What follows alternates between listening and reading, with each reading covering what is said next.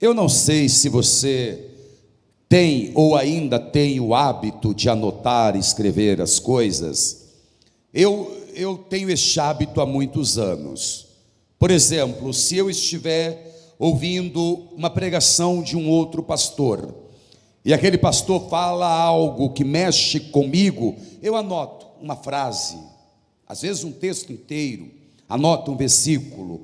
Se eu estiver lendo um livro, e eu leio alguma coisa naquele livro que me foi relevante, que falou ao meu coração, eu grifo, e às vezes tiro aquela anotação do livro e escrevo num bloquinho de mensagens. Se eu estiver assistindo um vídeo, seja no YouTube ou um pequeno vídeo no Instagram, e aquilo falar comigo de alguma maneira, e eu julgar que aquele assunto é relevante, não agora, para resolver ou mudar a minha vida agora, mas que me ajudará em algum momento do meu futuro, eu guardo aquilo. Então, se eu fosse você, anotaria algumas informações que serão dadas através desta mensagem, que pode servir para você amanhã. E está comprovado que aqueles que ouvem e anotam, fazem anotações, se lembram daquilo que ouviram. E mesmo que não se lembrarem amanhã, está anotado, né? Está anotado. Bem, se você quiser anotar, o primeiro segredo de vitória encontrado aqui neste pequeno versículo 8 é guardar a palavra deste livro.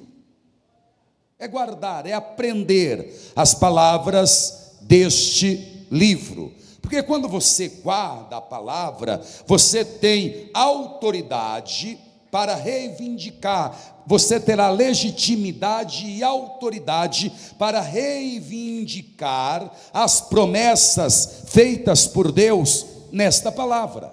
Ora, se eu guardo, se eu aprendo a palavra, eu sei o direito que eu tenho dentro da palavra, então eu posso reivindicar os meus direitos. Muitas pessoas têm muitos direitos, mas por não saberem os seus direitos, eles não têm legitimidade para reivindicá-los. Então, quando você guarda a palavra do Senhor, você tem autoridade, legitimidade para reivindicar as promessas feitas pelo dono da palavra, que é o Espírito Santo. Por exemplo, Pedro e os seus colegas pescaram a noite inteira e nada apanharam. Pela manhã, eles estão lavando redes sujas. Jesus se aproxima na praia, e é o primeiro encontro de Jesus com Pedro e alguns discípulos, e Jesus pede o barco de Pedro para pregar dentro dele. Ele entra no barco, se afasta um pouquinho ali na praia e começa a pregar, e o vento leva as palavras de Jesus para aqueles que estão ouvindo na praia, inclusive Pedro. Depois daquele sermão, Jesus volta, devolve o barco a Pedro e diz assim: volte ao mar alto, lance as redes e acharás. Aí Pedro, que estava impactado com a palavra que ele ouviu de Jesus, ele diz: mestre, eu e os meus colegas trabalhamos a noite inteira, pescamos a noite inteira e nada apanhamos, mas sobre a tua palavra.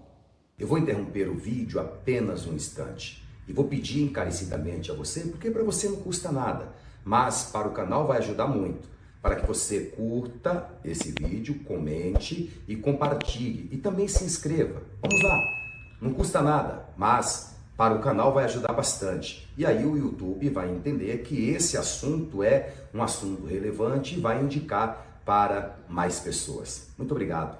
Vamos voltar para o vídeo.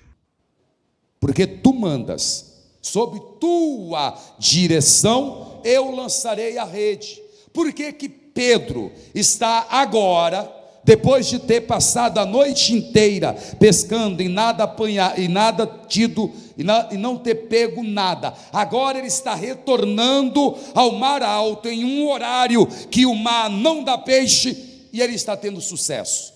porque ele lança a rede e pega tantos peixes que as redes se rompem e os barcos ficam tão cheios que quase afundaram. Por que ele está indo? Porque agora ele tem autoridade para reivindicar a promessa.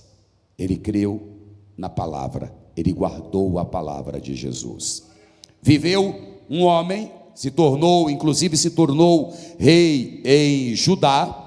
Eu estou me referindo ao rei Ezequias, e quando ele ainda era jovem, ele ficou doente, ele adoeceu, e a doença não ia embora. Um dia ele está lá no seu leito, acamado, e alguém entra e diz: rei, o profeta Isaías está aqui no palácio, e ele veio te trazer uma palavra. O que o rei Ezequias pensou? Ele pensou: opa, se o profeta Isaías está aqui e veio me trazer uma palavra, é uma palavra de cura. Mas quando o profeta Isaías entrou e deu a palavra do Senhor, não foi uma palavra de cura.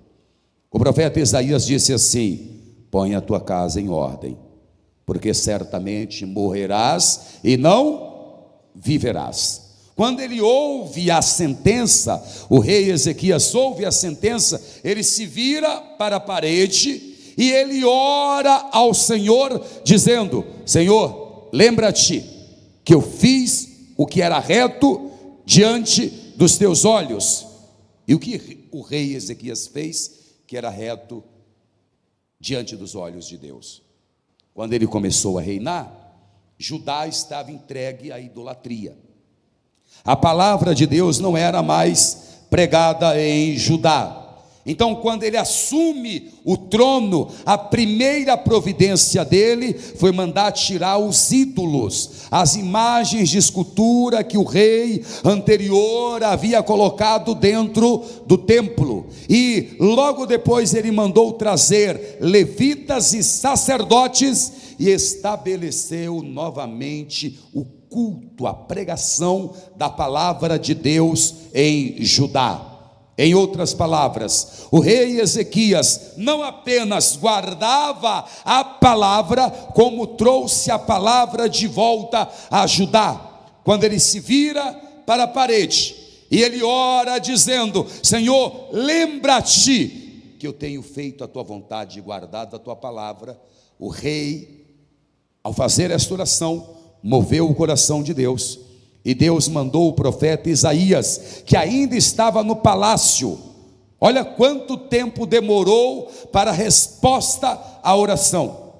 O profeta ainda estava no palácio, caminhando para o portão de saída, quando Deus falou para Isaías: volte lá e diga ao meu servo Ezequias: as tuas orações foram ouvidas, e eu estou acrescentando ao tempo da sua vida mais 15 anos. Este é o primeiro segredo.